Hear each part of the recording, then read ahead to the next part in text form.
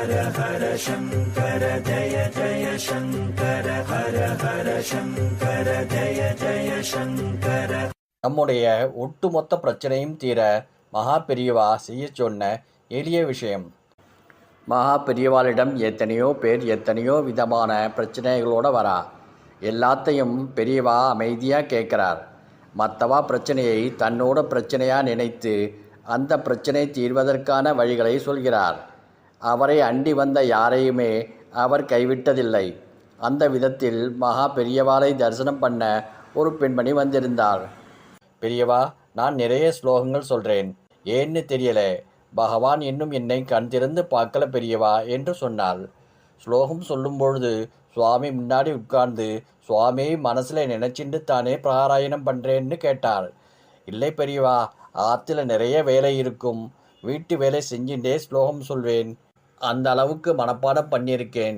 அதற்கு பெரியவா, காய் நறுக்கணும்னா அரிவாள் மனையை பக்கத்திலே வச்சுக்கணும், சமைக்கணும்னா அடுப்புக்கிட்டே போகணும், குளிக்கணும் துவைக்கணும் என்றால் தண்ணீர் பக்கத்திலே போகணும், ஸ்கூட்டர் கார் எதுவானாலும் கிட்டே இருந்து ஓட்டினாத்தான் ஓடும்.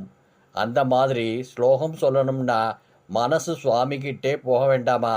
கடவுள் சர்வ அந்தர்யாமிதான். ஆனாலும் பிரச்சனை பெருசுன்னா அனுசரணையா ஸ்ரத்தையா சொல்ல வேண்டாமா? நிச்சயம் கேட்பார். கல்லை தூக்கி சமுத்திரத்தில் போட்டால் முழுகிடும். ஆனால் மரத்தில் கப்பல் பண்ணி அதில் எத்தனை கல் ஏற்றினாலும் முழுவதில்லை. நம்ம கவலைகள் கல் மாதிரி, பகவான் தெப்பம் மாதிரி.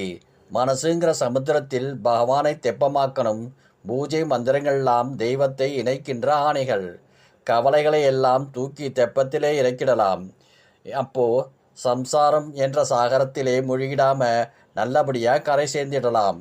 இதை கேட்டுக்கொண்டிருந்த அனைவரும் உருகி போனார்கள். இப்படி பண்ணிப்பாரு, கண்டிப்பாக கண் திறந்து பார்ப்பார், உன் பிரச்சனைகள் தீரும்னு சொன்னாராம்.